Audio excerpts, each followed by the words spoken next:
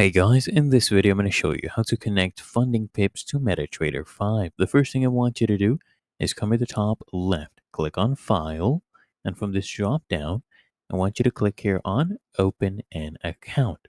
Now here you will get the search bar. I want you to click here and I want you to just type in Funding Pips and then hit enter to search. You'll see a bunch of options and I want you to choose the correct one according to your account. So mine is just funding pips. So choose that, click on next.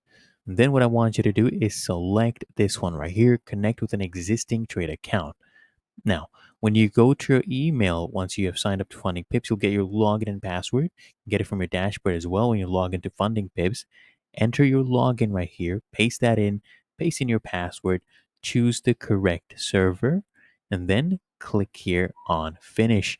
Really that easy. If you found this helpful, make sure you smash the like button and subscribe to the channel. It really helps me out as well.